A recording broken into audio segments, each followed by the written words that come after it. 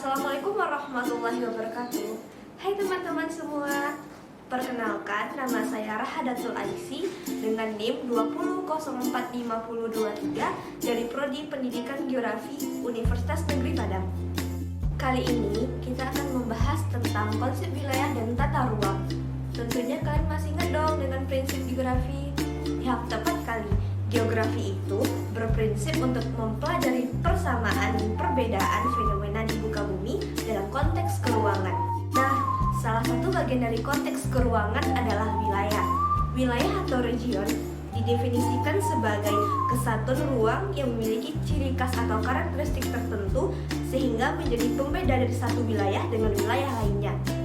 Karakteristiknya bisa dari unsur fisik, ekonomi, atau sosial dan budaya. Selanjutnya yaitu pembagian wilayah. Wilayah itu terdiri atas dua. Yang pertama yaitu wilayah formal atau uniform region. Wilayah formal atau uniform region ini memiliki ciri-ciri sebagai berikut. Yang pertama cirinya adalah adanya keseragaman atau homogenitas. Yang kedua, memiliki batas yang bersifat statis atau tidak berubah-ubah. Yang ketiga, uniform region ini memiliki 3 kriteria batas. Yang pertama, adanya batas administrasi. Yang kedua, adanya batas fisik. Dan yang ketiga adalah batas sosial budaya. Pembagian wilayah kedua yaitu wilayah fungsional atau nodo region. Wilayah fungsional ini memiliki ciri-ciri. Yang pertama, wilayah yang terdiri dari daerah inti atau nodos dan daerah pinggiran, yang mana daerah ini saling ketergantungan. Yang kedua yaitu batas wilayahnya lebih dinamis atau bisa berubah-ubah, dan batas wilayah ini dipengaruhi oleh seberapa kuat interaksi antar wilayah. Dalam membahas wilayah, tidak dapat lepas dari istilah perwilayahan. Sederhananya, wilayah sebagai benda, sedangkan perwilayahan sebagai prosesnya.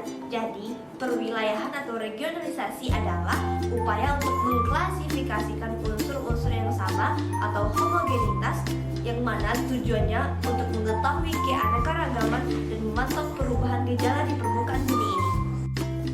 Manfaat dari perwilayahan. Yang pertama yaitu menyederhanakan informasi mengenai keanekaragaman fenomena di permukaan bumi ini. Yang kedua, meratakan pembangunan di setiap perwilayahan atau wilayah. Yang ketiga, memudahkan koordinasi berbagai program pada tiap daerah. Dan yang terakhir adalah memantau perubahan-perubahan yang terjadi baik gejala alam maupun gejala manusia. Dan selanjutnya kita akan membahas tentang pusat pertumbuhan dan tata ruang. Apa sih itu pusat pertumbuhan?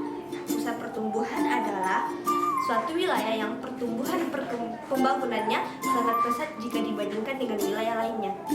Ciri-ciri dari pusat pertumbuhan yang pertama yaitu adanya hubungan intern dari berbagai macam kegiatan. Yang kedua, adanya unsur pengganda. Yang ketiga, adanya konsentrasi geografis. Dan yang terakhir yaitu bersifat mendorong pertumbuhan daerah belakangannya. Selanjutnya kita akan membahas tentang tata ruang. Menurut Undang-Undang Nomor 26 Tahun 2007, penataan ruang adalah suatu sistem proses perencanaan tata ruang, pemanfaatan ruang, dan pengendalian pemanfaatan ruang. Nah, selanjutnya kita akan membahas tentang teori-teori pusat pertumbuhan. Teori pusat pertumbuhan yang pertama adalah teori tempat sentral atau central place theory, yang dimana teori ini menjelaskan hubungan kota sebagai pusat pertumbuhan dengan pemukiman kecil di sekitarnya. Selanjutnya yang kedua yaitu teori kutub pertumbuhan. Teori kutub pertumbuhan merupakan pembangunan kota atau wilayah yang merupakan suatu proses yang terjadi secara serentak tetapi muncul di tempat-tempat tertentu dengan kecepatan dan intensitas yang berbeda-beda. Teori yang terakhir adalah teori lokasi industri. Teori lokasi industri ini ditentukan dengan pertimbangan berbagai faktor industri. Yang pertama yaitu bahan baku, tenaga kerja, transportasi, pasar, tenaga ahli, bahan bakar, dan teknologi. Nah, yang terakhir kita akan membahas tentang pusat-pusat pertumbuhan di Indonesia.